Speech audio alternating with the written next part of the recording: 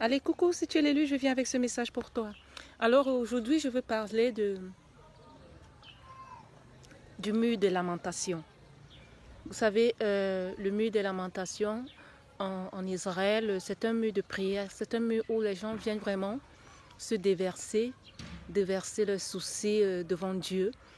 Et, et aussi, si vous connaissez le prophète Jérémie, qui a écrit sur les lamentations, où il se lamentait sur le sort d'Israël, ce que Israël allait devenir. Alors, certainement, tu te trouves, ce message est pour quelqu'un. Si ça résonne avec toi, alors ce message est pour toi. Certainement, tu te trouves dans un moment de ta vie où tu as l'impression d'être face à ce mur de lamentation, de douleur, où tu as été complètement délaissé, abandonné. Certainement, tu te retrouves face à ce mur. Tu pleures et tu ne t'arrêtes pas de pleurer chaque jour à cause de toutes les trahisons que tu as vécues, de l'abandon, des amours perdus, des amitiés perdues. Et là, tu te dis, il n'y a plus moyen de faire autre chose que de pleurer. Et tu es face à ce mur, ton mur de lamentation. Et pendant que le Seigneur m'a donné ce thème, il m'a dit, dis à cette personne que je vais ôter ses vêtements de deuil. Parce que là, tu portes comme un vêtement de deuil. Un vêtement de deuil au souvenir de cette relation dans laquelle tu as investi, au souvenir de tes enfants dans lesquels tu as investi, au souvenir de tous ces gens qui tu as investi et aucun retour pour toi, aucun retour positif. Tout ce que tu fais bien, on voit mal. Et les gens que tu aides finalement finissent par t'attaquer. Et tu ne subis que de l'ingratitude. De l'ingratitude. Le Seigneur me dit de te dire qu'il va ôter, non seulement il va ôter tes vêtements de deuil, mais il va aussi te parer de vêtements de célébration. Ton deuil vient à sa fin, ton deuil touche à sa fin. Alors, face à ce mur, c'était juste une saison, c'était juste un temps pour toi de faire le deuil de ces relations, le deuil de ces amitiés qui n'étaient pas de bonnes amitiés ni de bonnes relations. Mais le temps de l'arrachement est difficile, c'est un temps compliqué et tu dois accepter ce passage, cette phase où tu ressasses cette douleur, où tu es un peu comme dans une forme de purgatoire, où il faut ôter cette douleur, cette toxicité qu'on t'a fait. Et c'est pas facile. C'est pas facile. C'est pas facile. Alors, ça demande du temps. Face à ce mur de lamentation, tu es seul. Tu n'attires pas beaucoup les regards. Tu es comprimé sur toi-même, comme recroquevillé sur toi-même, comme à genoux, comme couché à plat ventre. Et là, tu appelles à l'aide.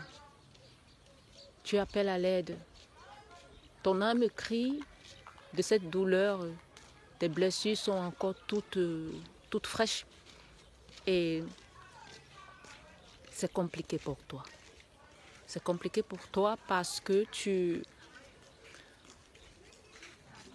te déverses comme ça dans ta solitude et cette douleur t'arrache complètement les tripes. Cette douleur que tu vis, cette douleur que tu as subie, qui te tétanise, et non seulement cette douleur te tétanise, mais ce qui se passe aussi, c'est que ça crée un sentiment de peur, la peur de revivre encore, la peur de vivre. Donc c'est un peu ça,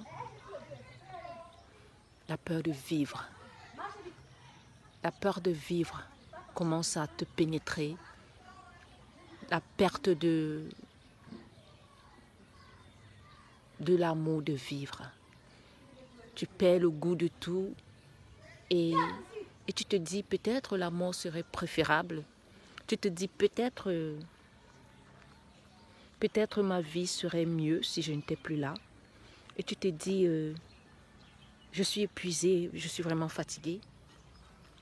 Je suis vraiment fatiguée de continuer à me battre et de n'avoir qu'échec sur échec, douleur sur douleur et tu n'arrives pas à comprendre pourquoi, malgré tes bonnes intentions, les choses semblent si compliquées. Pourquoi malgré les bons actes que tu poses, la vie te donne tant de coups et tu te sens un peu déçu.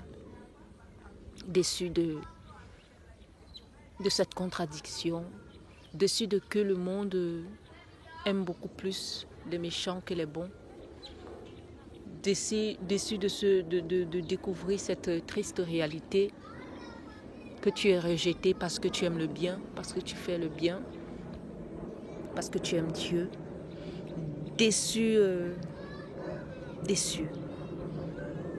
de toi-même, peut-être parce que tu as cru que le monde n'était fait que de bon, et que tout le monde avait tes intentions, que tout le monde pensait comme toi, était comme toi, et tu as découvert qu'au final, non, tous ne parlent pas comme toi, tous ne pensent pas comme toi, et ils ont réussi aussi à t'affecter, à t'attaquer parce que c'est ce que tu pensais, que tous ceux qui t'entouraient étaient comme toi certainement, qu'ils étaient comme toi certainement, mais ce n'était pas le cas. Ce n'était pas le cas et tu l'as découvert à tes dépens, tu l'as découvert malgré toi. Donc, mais le Seigneur me dit de te dire qu'il vient te parer de vêtements d'honneur. Alors, tiens bon, c'est ce mur de lamentation, c'est une phase. Vas-y, pleure, fais ton deuil. Relâche-toi, décharge-toi de ces peines. Laisse le Seigneur te guérir et ôter tout ce venin, cette toxicité. Laisse que ta lumière jaillisse. Alors, le Seigneur Jésus a dit que s'ils lui ont fait du mal à lui, le bois vert, que feront-ils au bois mort, au bois sec? S'ils lui ont fait à lui, je vous envoie lire dans la partie de Jean 14 jusqu'au verset 16. S'ils lui ont fait à lui, s'ils l'ont haï lui, nous, ils ne nous aimeront pas. S'ils lui ont fait du mal à lui, que nous feront-ils? Vous voyez ce qu'ils nous font. Donc, tenons bon. Notre tour arrive. Le Seigneur m'a demandé de vous dire à tous que notre tour arrive. Notre tour de régner arrive. Tenons bon sur ce chemin.